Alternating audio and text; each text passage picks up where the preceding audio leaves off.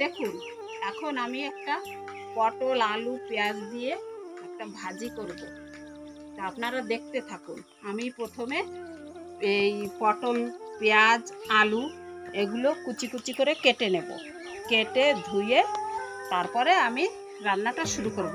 আপনারা দেখতে থাকুন। দেখুন, আমার পটল আলু পেঁয়াজ লঙ্কা কাটা হয়ে গেছে।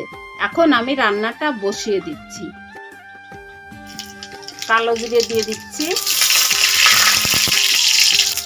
লঙ্কাটা দিয়ে দিলাম, পেঁয়াজ দিয়ে দিলাম,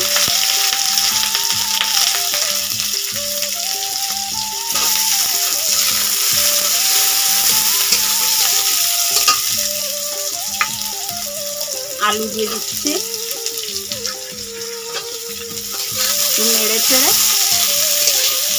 নেড়ে চেড়ে পটল দিয়ে দেবো।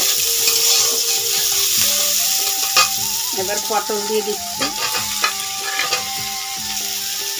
পটল দিয়ে দিয়েছি। এখন একটু নেড়ে চেড়ে লবণ হলুদ দিয়ে দেবো।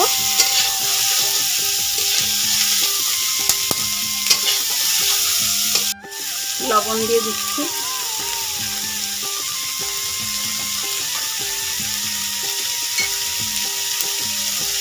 হলুদ দিয়ে দিলাম। এবার নেড়ে চেড়ে ঢেকে দেবো। এটা হবে পটল আলু পেঁয়াজ লঙ্কা দিয়ে কালো জিরে ফোড়ন দিয়ে এটা হবে ভাজি। নেড়ে চেড়ে এখন আমি ঢেকে দেবো। 10 মিনিট ঢেকে রেখে আবার নেড়ে চেড়ে দেবো। এখন ঢেকে দিলাম, 10 মিনিট পরে আবার আলগা করে দেবো। ভাজা এখন খেতে হবে। গরম ভাতে এটা খুব ভালো লাগে খেতে।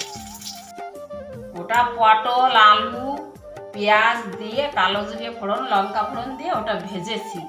নতুন রেসিপি, ওটা খেয়ে দেখো কেমন হয়েছে। খুব ভালো হয়েছে, খুব সুন্দর হয়েছে।